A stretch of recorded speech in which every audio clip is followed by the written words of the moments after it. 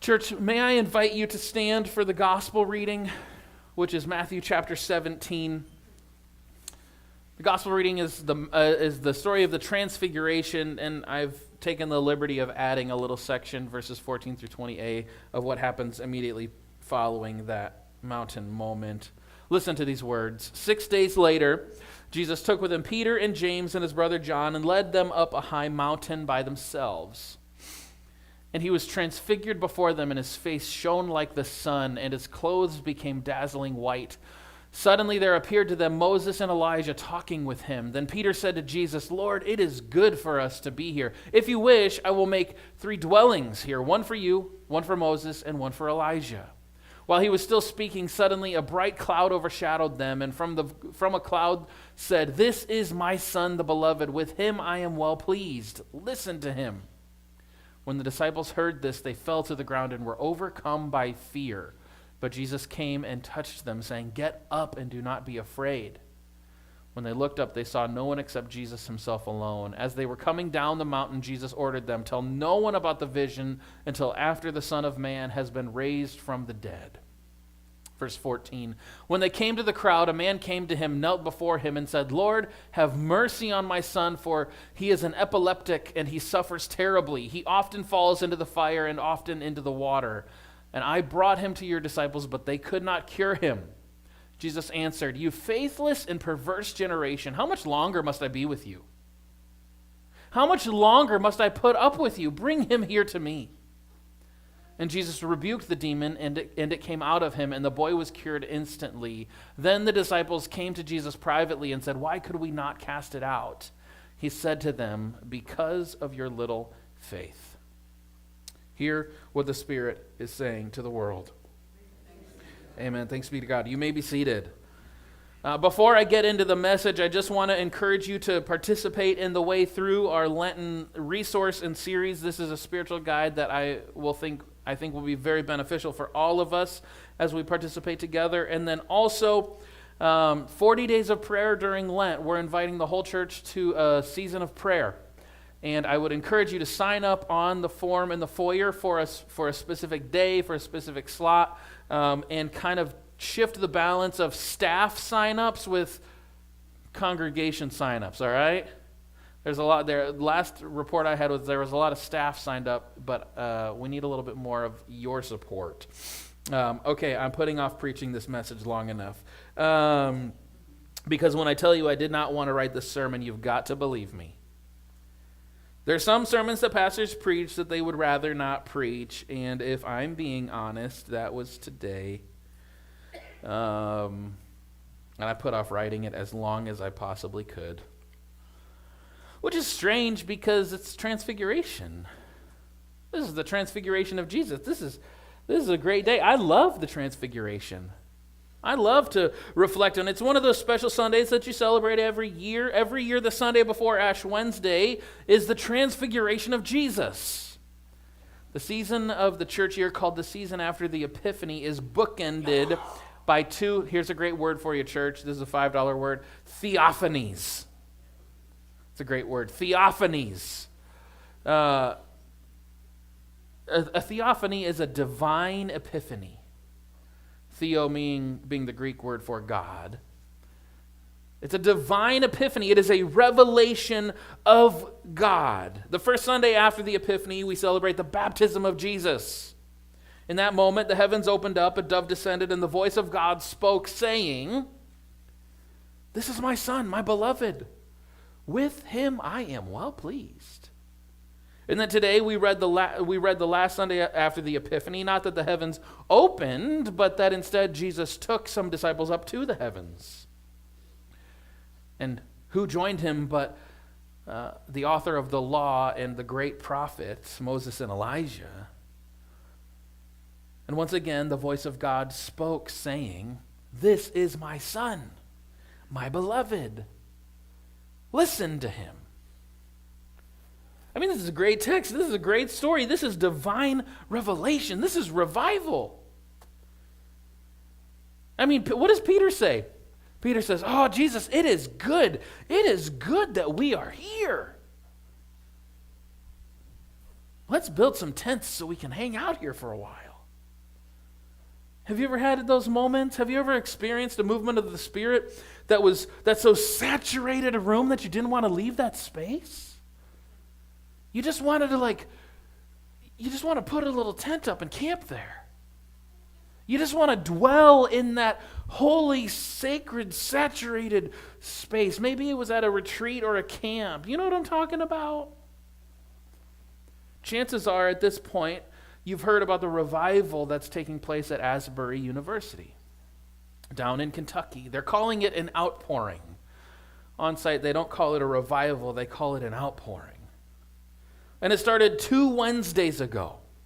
If you haven't been following, it started on Wednesday, not last Wednesday, but the Wednesday before last Wednesday on a normal chapel service in the middle of the week.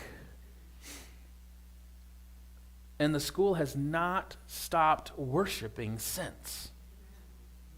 24/7 for 10 days or more. It is apparently a thing to behold. The reports I've read have been that the outpouring has been filled with confession, with reconciliation, with healing, particularly for those who've been sexually abused, and transformation. And the reports I've read is that there is a sweet stillness about that space. Kind of an unstructured order, an unplanned order about it. And that this is a thin space. A space where the veil between heaven and earth is so thin, you can almost peer through it. This outpouring from a distance looks like a beautifully fresh outpouring of the Spirit. And I am celebrating what God is doing in Kentucky through those college students. I love preaching the Transfiguration because it is one of those truly mountaintop moments. One of those spaces where the presence of God is just undeniable. One of those moments that can't be manufactured or manipulated. So why was it so hard to get this message written? And why is it something I've tried to avoid preaching? Well, because early on in the week I didn't stop reading at verse 9, which was the assigned text for the day by the lectionary. I often do this, but this week, maybe by mistake, I just kept reading. The assigned text was Matthew 17, 1 through 9. And I went to verse 10. And then 11 and 12 to 20. And it was as if the Lord said to me, the lectionary was made for man, not man for the lectionary. That is, you are not bound by the chapter and verse numbers assigned to you by the lectionary pastor. And I said, what are you saying, God? And he said, I'm saying maybe you should keep preaching.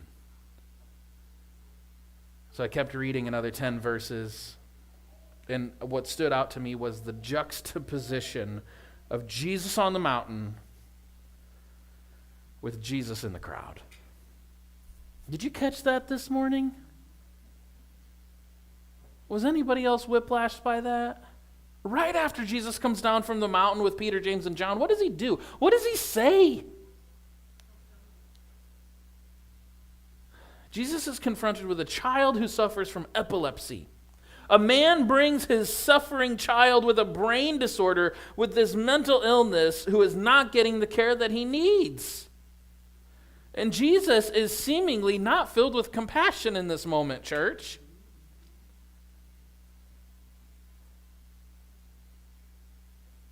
No, Jesus is filled with disgust, even anger, indignation. You go from this moment where the Spirit descends in a cloud, and Moses and Elijah are present, and the voice of God speaks in such a way that the disciples tremble and fall to the ground in fear. This undeniable presence of God. And then Jesus comes down from the mountain, and what does he say to the people, to his disciples, but, "You faithless and perverse generation, how much longer do I have to be with you? How much longer must I put up with you?" Whew. You faithless generation. I don't like to think about that Jesus. I like to think about the Jesus on the mountain who has compassion on his disciples and touches them, not the one who calls us faithless. "This is my son. I love him so much." Turns so quickly into, "How much longer do I have to be with you?" Jesus says that his own disciples are faithless. "Jesus, why couldn't we drive out this one? Why couldn't we do it?" Jesus says, "Well, because you didn't have faith. Because you didn't have faith." Now, let me qualify this a little bit. You see, this faithlessness is not merely that the disciples didn't believe enough, okay? When we talk about faith in the New Testament, we need to stop thinking that faith is a mental agreement to a propositional truth. What I mean by that is faith in the New Testament is not saying, "Yes, I can understand and comprehend the existence of a divine being and that the divine being became incarnate and became flesh and died for my sins. I can agree with that mentally." That's not faith in the New Testament. Faith is much more embodied, it's much more inhabited, it's much more practiced. Jesus calls them, maybe another word for faithless is incredulous. You are incredulous. You can't even see what's right in front of you. Here's the thing, though. They were trying to do the right thing. Those disciples were trying to do the right thing. They said, "Jesus, we tried to heal this boy. We tried to help him out." They were trying to do the right thing, trying to heal this epileptic child. To understand what this faithlessness looks like, to illustrate faithlessness, maybe we need to look to another mountaintop moment.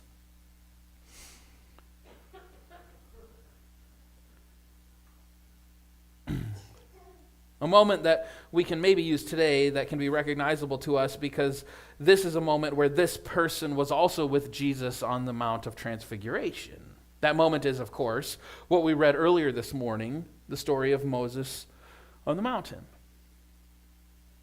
We read from Exodus 24 earlier this morning, the story when God gave Moses the 10 Commandments. And when Moses was on that mountain, the Spirit of God was as bright as the sun. Like the transfiguration of Jesus, a cloud covered the mountain. The voice of God spoke. And if you remember, when Moses came down from the mountain, he had to cover his face. He had to put a veil over himself. Why? Because his face was glowing with the reflection of God. I like to think that in this moment, time and space were condensed into one eternal moment. In Greek, we would call this a kairos moment. That despite living generations apart, and despite being miles apart geographically, that time and space were brought together on the Mount of Transfiguration. And that in that moment, Moses' face was glowing because he was reflecting the image of God that he witnessed in the Word of God. So we read this mountaintop moment with Moses, but I didn't keep reading in Exodus. Kayla didn't keep reading in Exodus. We read Exodus 24, but if you skip ahead 8 chapters, do you know what happens in Exodus 32? Bible quiz. You know what happens in Exodus 32? God's anger is kindled against Israel. Why? Well, because they all took off their jewelry. I'm getting a little bigger. They took off their rings, their necklaces, their earrings.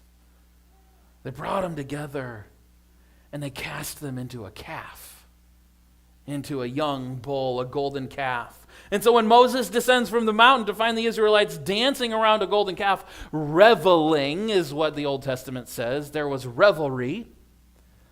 He is so angry. What does he do but break the tablets of stone, destroying the commandments of God before them? What if I told you today that, like those disciples a few thousand years later, those Israelites were just trying to do the right thing?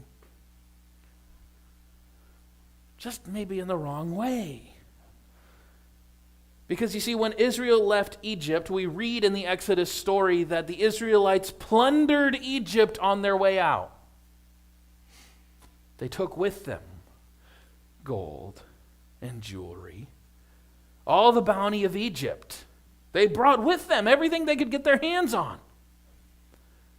And so when they create this golden calf, this was them fighting their own culture war. They were saying, we need to get rid of Egypt. Look at us, we're all adorned with this Egyptian gold and beauty. Maybe God has taken Moses from us for 40 days and 40 nights because we still look like we're from Egypt. This is like a 4,000-year-old youth pastor holding a cassette tape burning, okay? You're going to burn all the tapes because we look too much like the secular world around us. The Israelites were just trying to purify themselves of Egypt. They were fighting their culture war, and they thought they were winning by ridding themselves of this cultural influence. But in reality, they weren't purifying themselves of anything. They weren't purifying themselves of anything. They were putting their trust in the wrong things. They were practicing idolatry, unfaithfulness. One of my favorite ways to translate this is infidelity. There was infidelity from the people to Yahweh. That's unfaithfulness. And they were trusting not in the God who brought them up out of Egypt. They were instead trusting in their own ability to fight their wars how they want, this culture war at that time. So if you want to know what Jesus means when he calls the crowd a faithless generation, when he tells the disciples that they have no faith, that they are incredulous, look to the Israelites and Moses. Because Moses was there with Jesus on the mountain too, you know. Faithlessness is idolatry. Faithlessness is infidelity. It's not simply not agreeing about something with your mind. Faithlessness is putting wrong things in the wrong place. It is placing allegiances above Christ and Christ's kingdom. Here with Moses and the Israelites, there is again this juxtaposition of the glory of God over against the infidelity of the people. The same juxtaposition that was with Jesus on the Mount of Transfiguration is with Moses on Mount Sinai. Jesus on the mount with Peter, James, and John, hearing the voice of God, compared to him saying, "You faithless and perverse generation." Moses on Mount Sinai, hearing the voice of God, compared with God saying, "This people have acted perversely and have abandoned me." There's a juxtaposition. They don't fit together. I don't know about you, but I think we too have a juxtaposition of our own in our world today. And it's the title of the sermon, A Tale of Two Campuses. I've already mentioned one of them, the outpouring of 2023 at Asbury University, a university and a sister denomination, the United Methodist Church. I have many friends who went to seminary there, actually. And it seems apparent that the glory of God is on the move in that place. And we celebrate that. I think we can say with Peter, it is good. It is good. But then the other campus, that's not in a sister denomination, that's in a sister city. Just down the road. If you're like Kayla and I, last week we could not turn off the TV. We could not stop refreshing our feeds to get as much information we could about another school shooting, this one at Michigan State. You feel the juxtaposition here?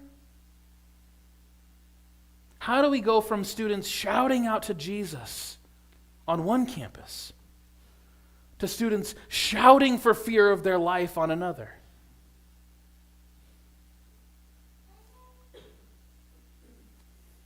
I'm struck that when Jesus came down from the mountain with those disciples, it was a parent who brought his suffering child to Christ, because neither the crowd nor the disciples could do anything to make him well and release him from the demonic.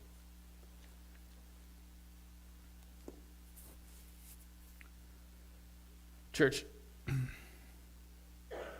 we will be sending our oldest child to preschool this year.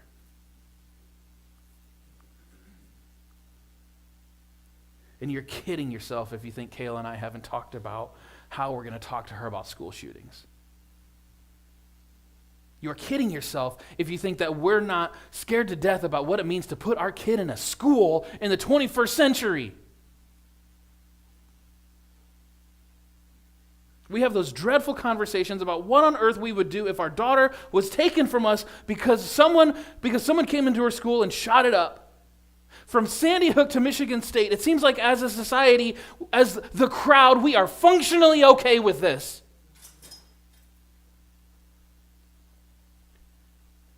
We say we're not. We say we're not. Where's the fruit?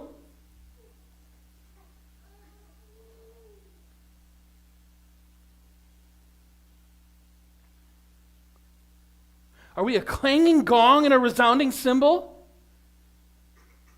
Where we say the things that need to be said and then nothing changes?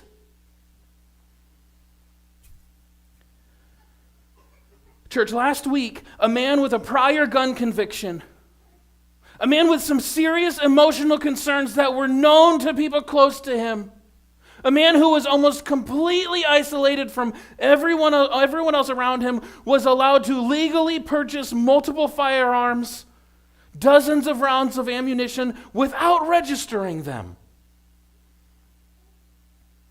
And that blows my mind. I registered my child. I registered my car, and I got insurance from my car, and I have to show proof of registration and proof of insurance before I can take it home. I'm no expert in all of this, and I'm not going to pretend to be. But it seems to me from a pastoral perspective, that we have a perfect storm leading to these continuous and nonstop tragedies that are traumatizing our kids. You know, there were multiple students on campus at Michigan State who had lived through prior school shootings. This is the first time in American history where students have survived multiple shootings.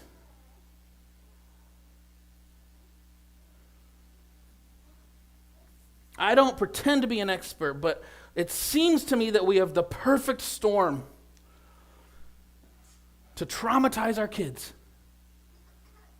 We have the perfect storm of unparalleled and apparently unqualified access to tools that were created to maim, harm, and kill, whether in defense or offense. We have inaccessible, unaffordable, and culturally shamed access to emotional and mental care. And maybe most of all, we have perpetually lonely people.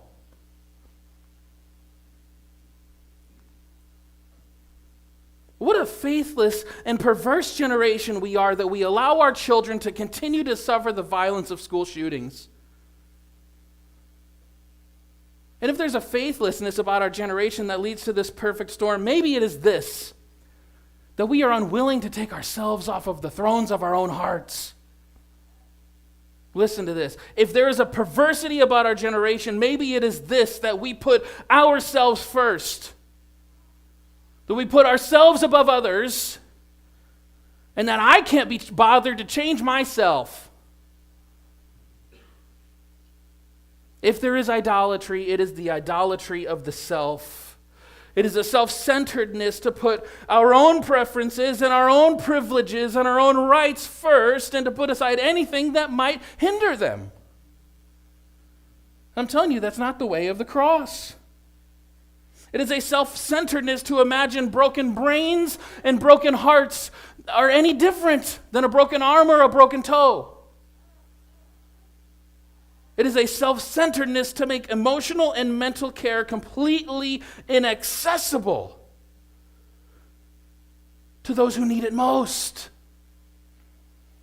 It is a self-centeredness to let people languish in their isolation. The Michigan State shooter wasn't the only person who had no friends, who had no community. It was known. Who knows what could have changed if after his mother died, which his father reported was when everything shifted in him. When his mother died, when he was grieving the loss of his mother, who knows what could have changed if after that grief there was a faith community that surrounded him and supported him. There are people who said, I know, I've lost my mother too. This sucks. I'm with you.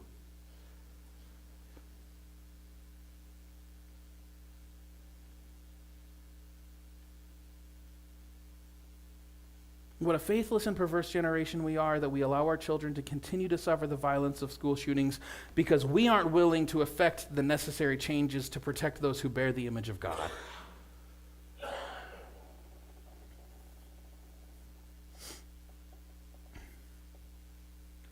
This is the tale of two campuses. The shouts of students in praise to God for his manifest presence, and the shouts of students in anguish to God because of our manifest unfaithfulness. Lord, have mercy on us. If there is any good news in this today, the good news is here. The good news is at the table. The good news is that despite our unfaithfulness, there is one who has been forever faithful. That there is one who took capital punishment, who took weapons created for torture and death and used them to bring life. If there's good news, it is that God is faithful.